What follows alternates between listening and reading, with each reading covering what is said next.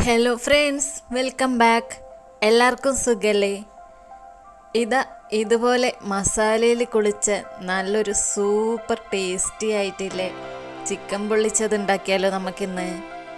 അപ്പോൾ video skip ചെയ്യാതെ മുഴുവനായിട്ട് കാണണേ. അതുപോലെ പുതിയതായിട്ട് ആരെങ്കിലും വീഡിയോ കാണുന്നുണ്ടെങ്കിൽ ചാനലൊന്ന് സബ്സ്ക്രൈബ് ചെയ്യാൻ മറക്കല്ലേ. ഇനി ഇത് ഉണ്ടാക്കാൻ വേണ്ടിയിട്ട് ഞാനിവിടെ ചിക്കനെല്ലാം ഒന്ന് നല്ലോണം കഴുകി വൃത്തിയാക്കി വെച്ചിട്ടുണ്ട്. ഇനി ഇതിലേക്ക് നമുക്ക് കുറച്ച് മസാലപ്പൊടികളെല്ലാം ഇട്ടിട്ട് ഇതൊന്ന് ഫ്രൈ ചെയ്തെടുക്കണം. ഞാൻ ഇതിലേക്ക് ആവശ്യത്തിന് ഉപ്പ്, പിന്നെ മഞ്ഞൾപ്പൊടി, മുളക് പൊടി, പിന്നെ 2 ടേബിൾ സ്പൂൺ മല്ലിപ്പൊടി, പിന്നെ കുറച്ച് ഗരം മസാലയും, പിന്നെ ഇഞ്ചിയും വെളുത്തുള്ളിയും കൂടെ തന്നെ പെരിഞ്ജീരകം കൂടി ചതച്ചത്, അതുപോലെ കുറച്ച് ചെറുനാരങ്ങയുടെ നീരും, പിന്നെ കുറച്ച് തൈരും കൂടി ഇട്ടിട്ട് നമുക്കിത് നല്ലോണം ഒന്ന് മിക്സ് ചെയ്തെടുക്കാം. അതിനുശേഷം ഇത് നമുക്കൊന്ന് ഒരു അരമണിക്കൂറെങ്കിലും റെസ്റ്റ് ചെയ്യാൻ വേണ്ടിയിട്ട് വെക്കണം. മസാലയെല്ലാം നല്ലോണം പിടിച്ചിട്ടുണ്ട്. ഇനി ഇത് നമുക്കൊന്ന് ഫ്രൈ ചെയ്തെടുക്കാം. ഞാൻ ഒരു പാനിൽ കുറച്ച് ഓയിൽ ഒഴിച്ചു കൊടുത്തിട്ടുണ്ട്. ഇനി നമുക്ക് ഈ ചിക്കനെല്ലാം ഒന്ന് ഇട്ടിട്ട് ജസ്റ്റ് ഒന്ന് ഫ്രൈ ചെയ്ത് കൊടുക്കാം. ചിക്കൻ്റെ കളറെല്ലാം മാറിയിട്ട് നല്ലപോലെ ഫ്രൈ ആയി വന്നിട്ടുണ്ട്. ഇനി ഇത് നമുക്കൊന്ന് മാറ്റി വെക്കാം. നമുക്ക് ഇതിന് വേണ്ടിയിട്ടൊരു മസാല ഉണ്ടാക്കണം. മസാലയാണ് ഇതിൻ്റെ മെയിനായിട്ടുള്ള ഹൈലൈറ്റ്. അപ്പോൾ മസാല ഉണ്ടാക്കാൻ വേണ്ടിയിട്ട് ഞാനിവിടെ 2 വലിയ ഉള്ളിയും ഒരു 10 ചെറിയ ഉള്ളിയും പിന്നെ 2 തക്കാളി, പച്ചമുളക് ഇതെല്ലാം ഒന്ന് കട്ട് ചെയ്ത് വെച്ചിട്ടുണ്ട്. പിന്നെ മെയിനായിട്ട് വേണ്ടത് തേങ്ങാപ്പാലാണ്. ഞാനിവിടെ ഒരു അരക്കപ്പ് തേങ്ങാപ്പാലാണ് ഇവിടെ എടുത്തിട്ടുള്ളത്. തേങ്ങാപ്പാൽ ഒഴിക്കുമ്പോഴാണ് ഇതിന് ഏറ്റവും കൂടുതൽ ടേസ്റ്റ് ഉണ്ടാവുക. അപ്പോൾ നമുക്ക് മസാല റെഡിയാക്കി എടുക്കാം. അതിന് വേണ്ടിയിട്ട് ഞാനിവിടെ ഒരു പാനിൽ കുറച്ച് ഓയിൽ ഒഴിച്ചു കൊടുത്തിട്ടുണ്ട്. ഇനി ഇതിലേക്ക് നമുക്ക് ചെറിയ ഉള്ളി ഇട്ടിട്ടൊന്ന് വഴറ്റി കൊടുക്കാം.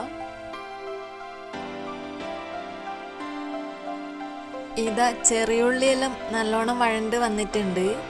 ഇനി നമുക്ക് ഇതിലേക്ക് വലിയ ഉള്ളി ഇട്ട് കൊടുത്തിട്ട് നല്ലോണം ഒന്ന് വഴറ്റി കൊടുക്കാം.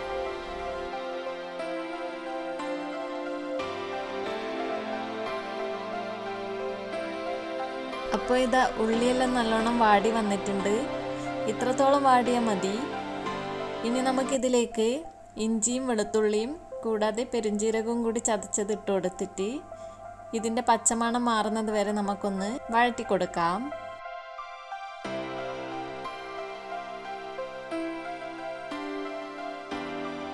അതിനുശേഷം ഞാനിവിടെ മസാലപ്പൊടിയെല്ലാം ഇട്ടെടുക്കുന്നുണ്ട്.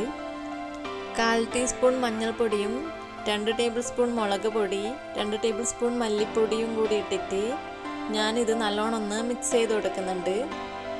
ഇനി ഇതിൻ്റെ പച്ചമണെല്ലാം മാറിയിട്ടാകുമ്പം നമുക്കിതിലേക്ക് തക്കാളിയും കൂടി ഇട്ട് കൊടുത്തിട്ട് നല്ലോണം ഒന്ന് വഴറ്റി കൊടുക്കാം.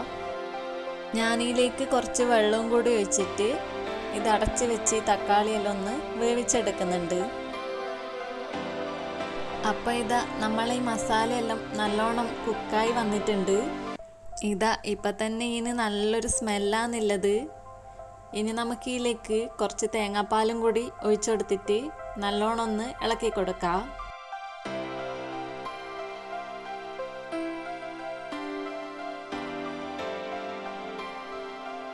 തേങ്ങാപ്പാൽ ഒഴിച്ചതിന് ശേഷം ഇത് അധികം തിളപ്പിക്കാൻ നിൽക്കൊന്നും വേണ്ട.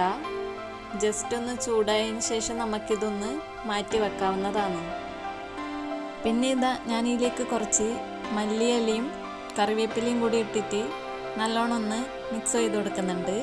അപ്പോൾ നമ്മളെ മസാലയിലിടാൻ നല്ല സെറ്റായി വന്നിട്ടുണ്ട്.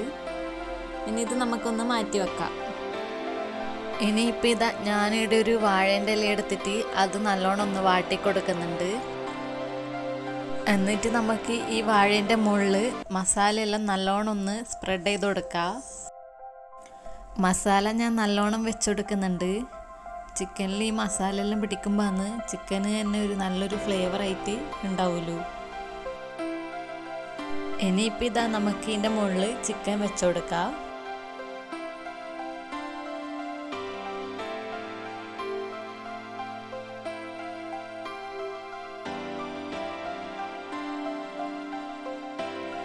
ഇതുപോലെ ചിക്കനെല്ലാം ഫുള്ളായി വെച്ചതിന് ശേഷം നമുക്ക് ഇതിൻ്റെ മുകളിൽ ബാക്കിയുള്ള മസാലയും കൂടി വെച്ച് കൊടുക്കാം. എന്നിട്ട് നമുക്കിത് നല്ലോണം ഒന്ന് പൊതിഞ്ഞിട്ട് കെട്ടിക്കൊടുക്കാം.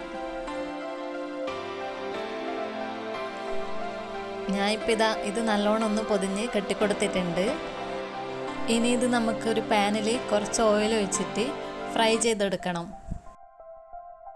ഫ്രൈ ചെയ്യാന്ന് പറയുമ്പോൾ നമ്മളിങ്ങനെ ഡീപ്പായിട്ടില്ല ഫ്രൈ അല്ല, ജസ്റ്റ് നമ്മളിതൊന്ന് മൂടി വെച്ചിട്ട് ഈ വാഴേൻ്റെ ഇലയെല്ലാം കുറച്ചും കൂടി നല്ലോണം വാടി വരും. അപ്പം നമുക്കിതൊന്ന് തിരിച്ചും മറിച്ചെല്ലാം ഇട്ടിട്ട് ജസ്റ്റ് ഒന്ന് ഫ്രൈ ആക്കി കൊടുക്കാം.